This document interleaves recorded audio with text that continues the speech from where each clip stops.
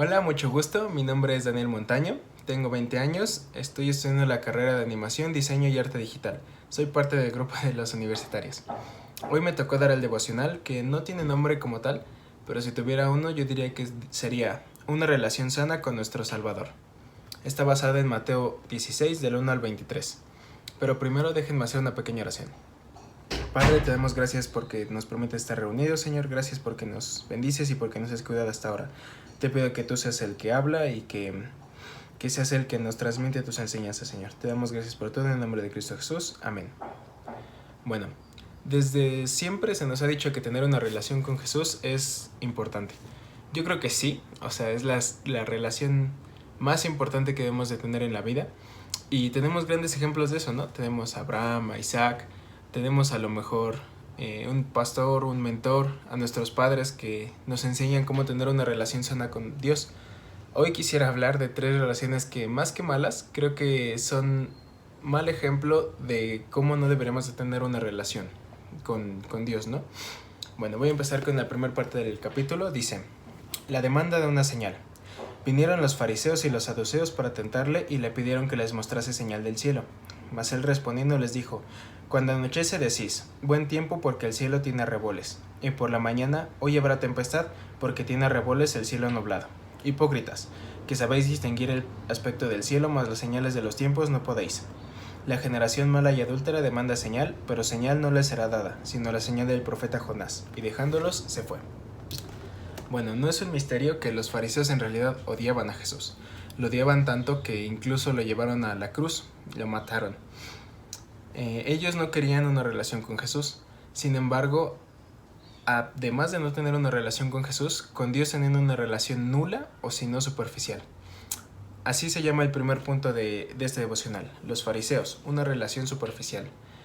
Ellos tenían una relación, como dije, nula con Dios, porque se basaban en religión.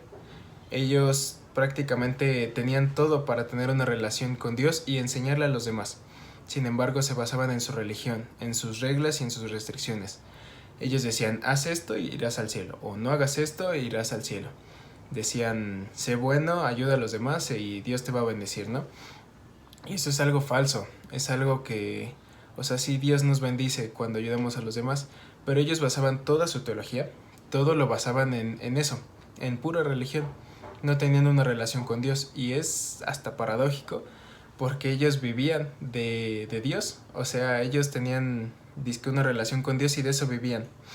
Bueno, nosotros no seamos como ellos, como cristianos no seamos alzados o creídos solamente por sabernos un par de versículos bíblicos o hacer una cierta cosa en la iglesia, tener un cargo en la iglesia. No seamos como ellos, seamos gente cristalina, que de verdad tiene una relación con Dios, que confía en Él, que se comunica con Él, que deja que sus decisiones sean tomadas por Él. Seamos, que los fariseos sean un buen ejemplo de cómo no debería ser nuestra relación con Dios, porque ellos, como dije, tenían una relación prácticamente nula con Dios, a pesar de que ellos vivían de eso, ¿no? Bueno, la siguiente parte del devocional se llama Los discípulos, una relación con amnesia. Les leo. Llegando sus discípulos al otro lado, se habían olvidado de traer pan, y Jesús les dijo, mirad, guardaos de la levadura de los fariseos y de los saduceos. Ellos pensaban dentro de sí diciendo, esto dice porque no trajimos pan. Y entendiéndolo Jesús les dijo, ¿por qué pensáis dentro de vosotros, hombres de poca fe, que no tenéis pan? ¿No entendéis aún si os acordáis de los 5 panes entre 5,000 hombres y cuántas cestas recogisteis? ¿Ni de los 7 panes entre 4,000 y cuántas canastas recogisteis? ¿Cómo es que no entendéis que no fue por el pan que os dije que os guardaseis de la levadura de los fariseos y de los saduceos? Entonces entendieron que no les había dicho que se guardasen de la levadura del pan, sino de la doctrina de los fariseos y de los saduceos. Los discípulos parece que tenían amnesia.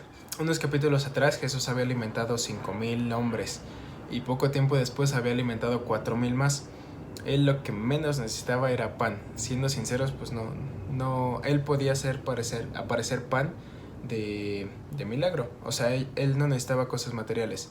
El problema de los discípulos es que estaban fijando sus cosas en lo físico, no en lo espiritual de la enseñanza. Él les hablaba de la levadura, que no sé si sepan, la levadura es un pan ya hecho, que así con una pizquita En la antigüedad se ponía sobre el pan antes de ser horneado para que el pan esponjara. Lo gracioso es que con un poquito se podía leudar mucho pan. Así es la enseñanza de los fariseos. Ellos, aparte de no tener una relación con Dios, enseñaban a los demás cómo tener una relación con Dios, cuando en realidad pues les enseñaban a no tenerla, ¿no? Ellos les enseñaban su religiosismo a los demás y les decían cómo tenían que vivir, cuando en realidad tenían una visión equivocada de cómo tener una relación con Dios. Los discípulos tenían una vista en lo físico, no en lo espiritual, y ellos estaban más preocupados por la falta de pan que por tener una relación sana con Dios, ¿no?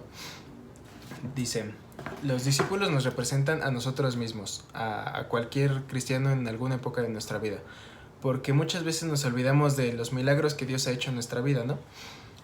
Seamos sinceros, Dios ha hecho cosas extraordinarias con todos nosotros, con todos. O sea, nos echaríamos muchas horas de plática hablando de cómo Dios nos ha ayudado, cómo Dios ha hecho milagros en nuestra vida y cómo Él ha sido fiel en cada uno de los momentos de nuestra existencia, ¿no?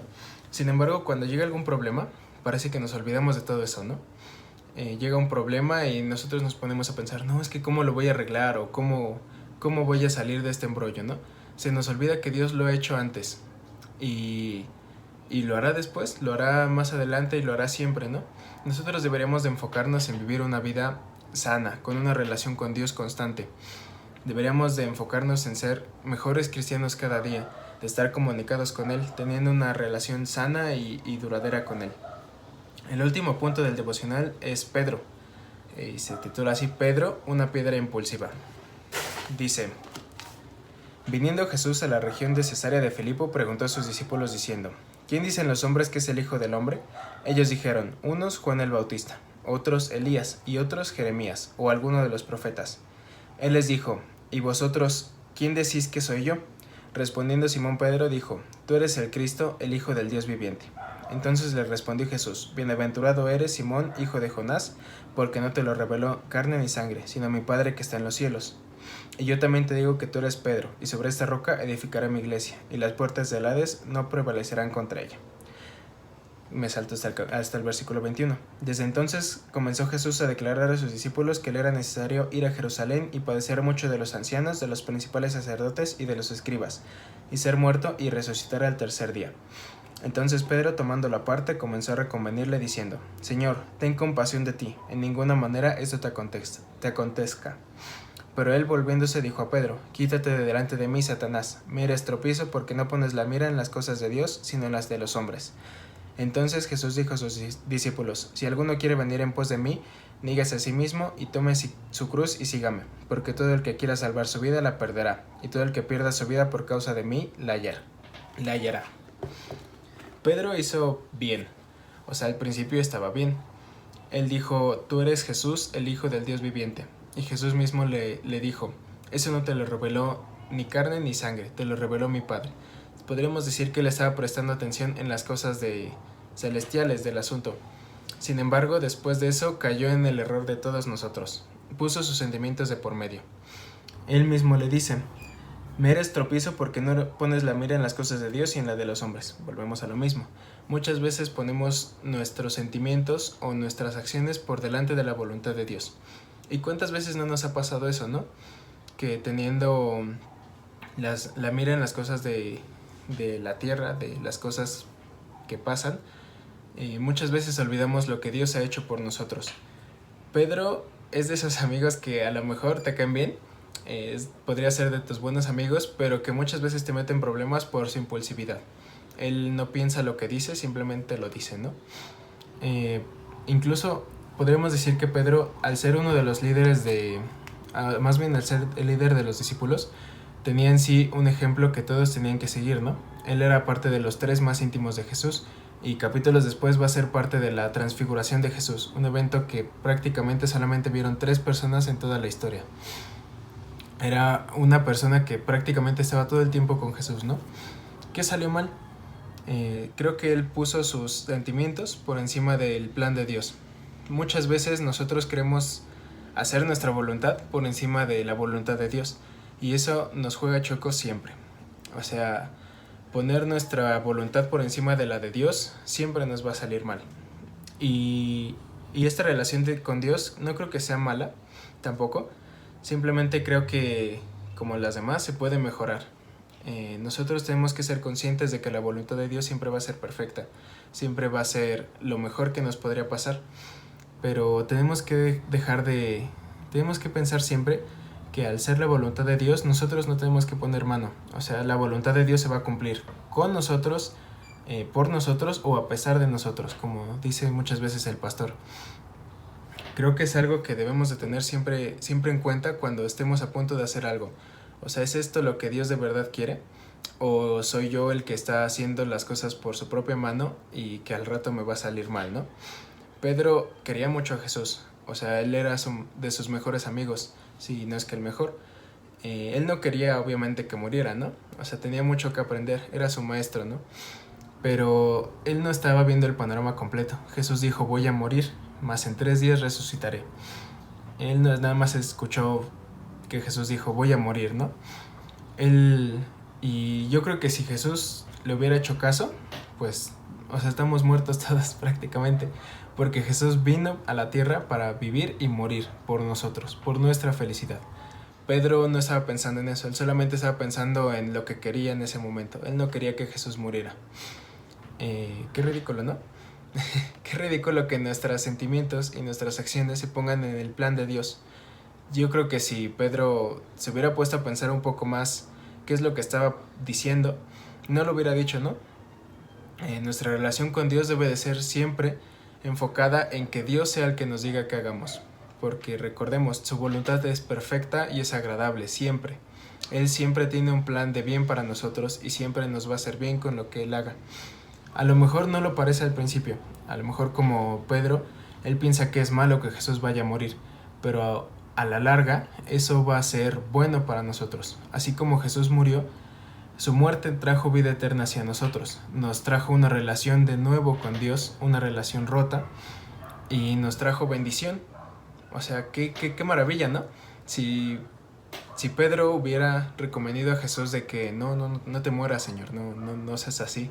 O sea, imagínense, no, ese no es el plan de Dios. Entonces, creo que estas 3 enseñanzas se podrían resumir en eso. Tengamos una relación sana con Dios. Dejemos que Él guíe nuestras vidas como debería de ser. Él, eso es lo que quiere, ¿no? Él vino a vivir y a morir por nuestra felicidad. Una frase que me gusta mucho que me dice mi abuelo cada que puede es que el mayor pecado contra Dios es ser infelices. Y no porque haya pecados mayores o menores, sino porque Él murió por eso. Él murió por nuestra felicidad y por tener una relación con Él. Nosotros lo único que tenemos que hacer es decir sí.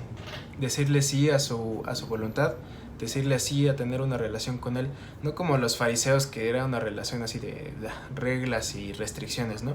No como los discípulos que también tenían una relación con Dios, pero que muchas veces se les olvidaba todo lo que Él les había enseñado, que simplemente ponían atención un momento y después se les olvidaba. O no como Pedro, que a lo mejor en este momento de su vida no era el gran líder que fue después, ¿no?